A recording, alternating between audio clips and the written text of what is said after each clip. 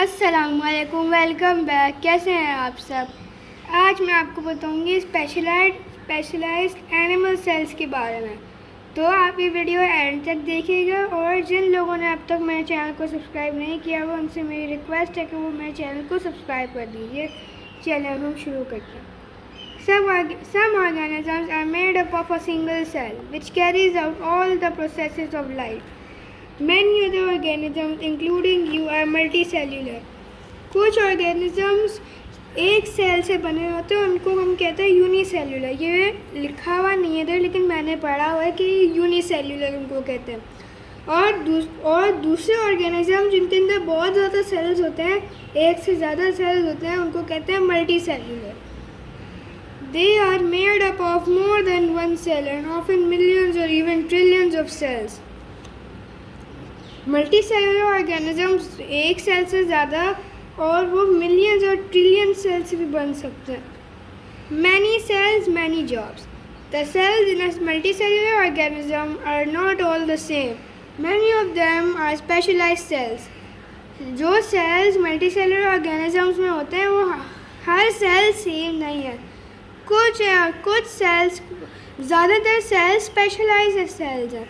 The structure of a specialized cell is adapted to carry out a particular function, job in the body. जो structure है specialised cell का, वो जो है इस तरह बना है ताकि वो एक स्पेशल चीज़ कर सके। जिस तरह ये हमारे पास एक न्यूरॉन है, इधर हमारे पास एक न्यूरॉन है, इसका स्ट्रक्चर ऐसा है। और अब हमारे पास इधर एक रेड ब्लड सेल है, इसका स्ट्रक्चर अलग है। तो इस तरह सेल्स होते हैं, सारे सेल्स सेम नहीं होते हैं। Specialized animal cells. Here are some examples of specialized animal cells. Look carefully for the features which are related to their function. अब मैं आपको बताऊंगी थोड़े से एग्जाम्पल स्पेशलाइज्ड एनिमल सेल के, और अब मैं आपको उनके फंक्शंस भी बताऊंगी। सबसे पहले हमारे पास है red blood sales. Blood is made up of a liquid called plasma full of different cells. Blood एक लिक्विड से बना है प्लाज्मा, उसके अंदर बहुत ज़्यादा सेल्स हैं अलग अलग। Most of these cells are red blood cells and they make your blood look red. ज़्यादातर सेल्स रेड ब्लड सेल्स हैं और भी सेल्स हैं प्लाज्मा में, वाइट ब्लड सेल्स और भी हैं। More than half the cells in your body are red blood cells and they are also your smallest cells. The average diameter is only 7 micrometers. यानी जो हाफ से ज़्यादा आपके सेल्स जो हैं बॉडी में वो रेड ब्लड सेल्स हैं, और वो आपके सबसे छोटे सेल्स भी हैं। और उनका डायमीटर एवरेज है, अप्रॉक्सीमेटली उनका साइज़ है 7 माइक्रोमीटर्स, माइक्रॉन्स या micrometres. Red blood cells carry oxygen around your body. How are they adapted to carry out their specialised functions. Red blood cells oxygen को आपकी बॉडी में लेके जाते हैं, और अब मैं आपको बताऊंगी कि कैसे वो लोग ये सारी चीज़ें कर सकते हैं, उनका किस तरह का स्ट्रक्चर है। Red blood sales are filled with hemoglobin, a red substance which carries oxygen and gives them their color. Red blood cells में हेमोग्लोबिन है, वो उनके अंदर हेमोग्लोबिन है, वो एक सब्सटेंस है, रेड सब्सटेंस, और वो ऑक्सीजन को लेके जाता है और वो जो है ना रेड ब्लड सेल्स को रेड कलर देता है। Red blood cells are small and flexible, so they pass through tiny blood vessels carrying oxygen to your cells. ये रेड ब्लड सेल्स स्मॉल भी हैं और फ्लेक्सिबल भी हैं, यानी बैंड हो सकती हैं ताकि वो छोटे छोटे ब्लड वेसल्स के अंदर घुस सकें, ताकि वो ऑक्सीजन लेके जाए आपके सेल्स को। Do not have a nucleus. They don't live very long, but having no nucleus makes more space for more hemoglobin to carry oxygen.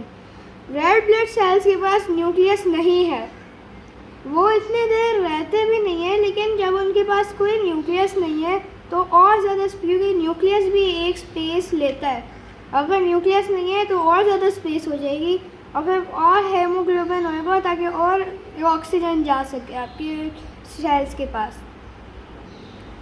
Are biconcave. They have a dimple on both sides. This special shape gives them a big surface area to pick up lots of oxygen. ये देखें, ये हमारा बायकॉनकेव shape है. ये special design है उनका. ये special design उनको जो है ना बहुत ज़्यादा एरिया, बहुत ज़्यादा जगह देता है ताकि वो ऑक्सीजन पिक कर सकें. जिस तरह ये है मेरा हाथ, समझे ये बायकॉनकेव है. इसको अगर हमने ऑक्सीजन पकड़ना तो कितना ज़्यादा ऑक्सीजन आएगा. अगर यूँ करेंगे तो इससे कम आएगा, इससे करेंगे तो ज़्यादा आएगा ऑक्सीजन. अब हम आ जाते हैं नर्व सेल्स पे.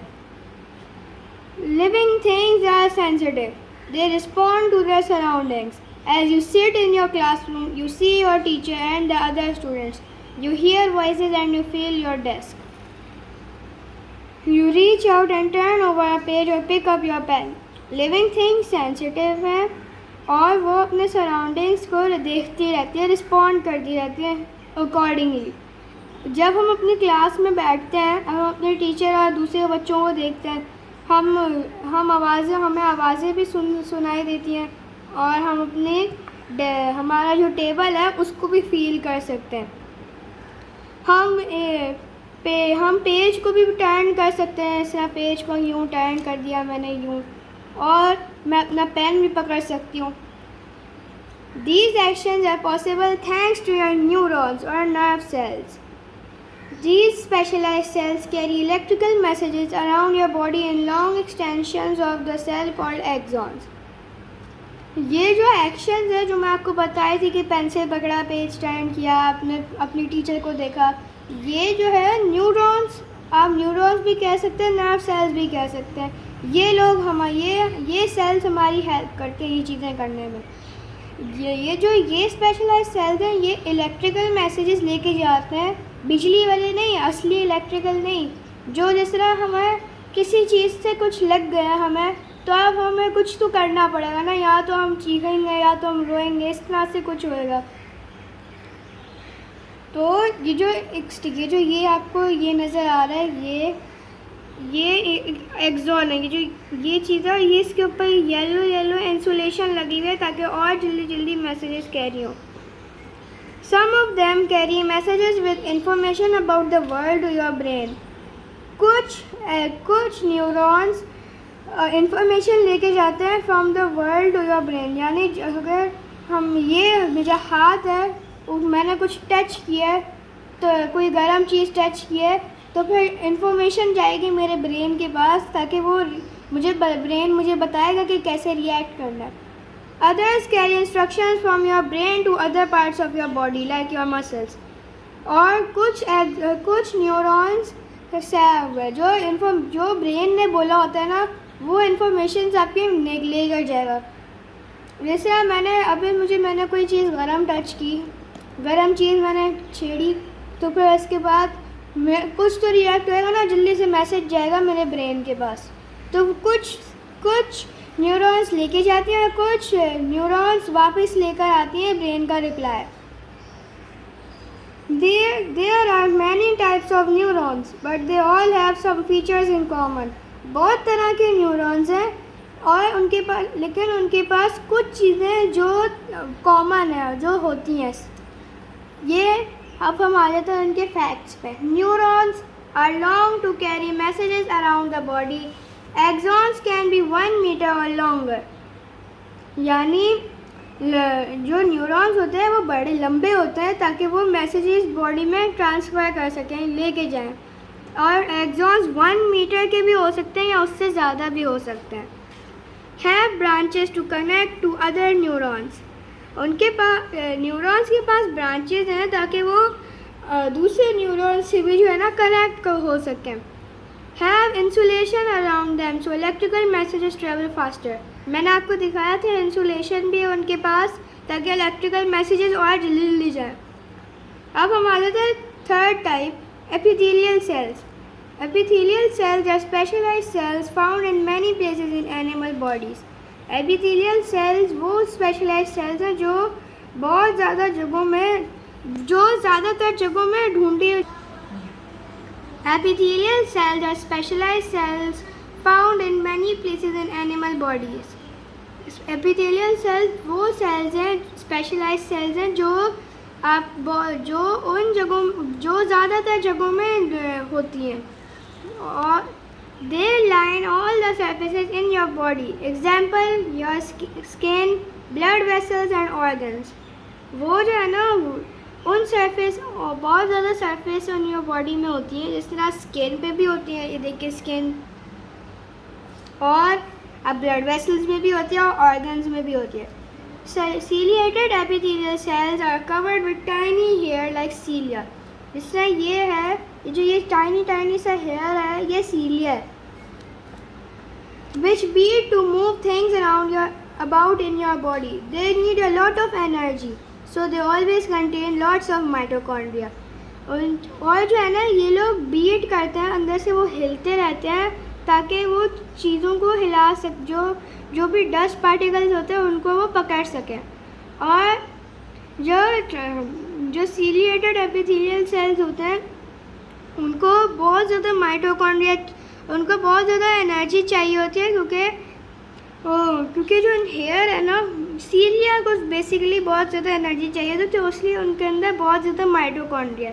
ये स्ट्रक्चर है एक सीलिएटेड एपिथेलियल सेल का. इसके अंदर देखिए कितना सारा माइटोकॉन्ड्रिया, ये बीच में न्यूक्लियस है, ये सीलिया. You have specialized ciliated cells. You have specialized ciliated epithelial cells in your airways to move mucus, dust and bacteria away from your lungs. यानी जो हमारा नाक है उसके अंदर भी बाल हैं, यानी सीलिया है, ताकि वो मुकस और डस्ट और बैक्टीरिया को हटा पाए. जब हम सांस लेते हैं तो बहुत सारी चीज़ें हमारे इर्द गिर्द घूम रही होती हैं जो नेकेड आई से हम नहीं देख सकते. तो जो हमारे नाक में सीलिया है वो उन सारी चीज़ों को दूर कर देता है.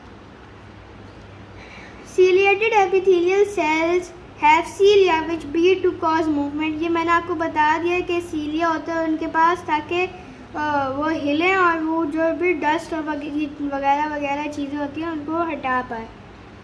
Have many mitochondria to supply the energy needed to make the cilia move. उनके पास बहुत ज़्यादा माइटोकॉन्ड्रिया ताकि एनर्जी सप्लाई कर सकें ताकि सीलिया मूव हो. अब हम चौथे टाइप पर आ जाते हैं, muscle cells. Humans and other large animals move their bodies about using muscles. Muscles are made up of specialized muscle cells. These cells contract, shorten and relax when they can be pulled long again to move us around.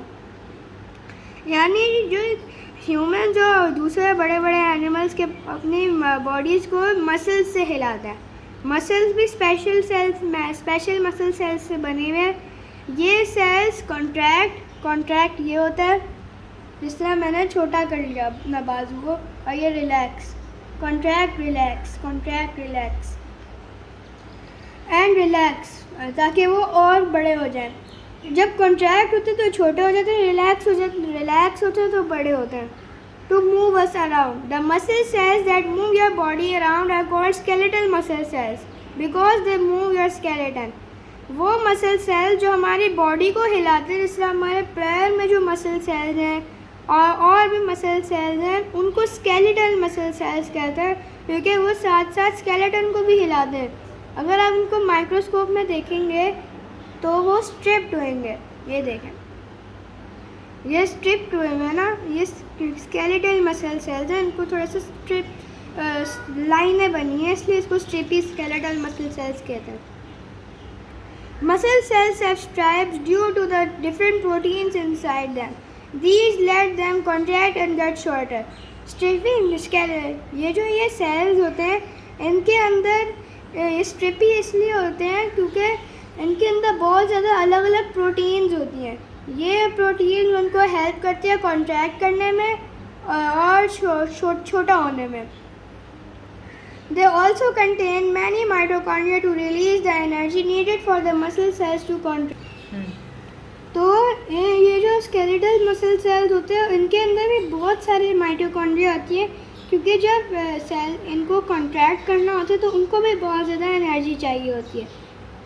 तो ये जो मैंने आपको अभी ये types of sales बताए ये main sales होते हैं, और भी होते हैं लेकिन अभी मैंने उनके बारे में पढ़ा नहीं है। तो गाइस आपसे नेक्स्ट वीडियो में मुलाकात होगी, तब तक के लिए अल्लाह हाफिज़ और थैंक्स फॉर वॉचिंग।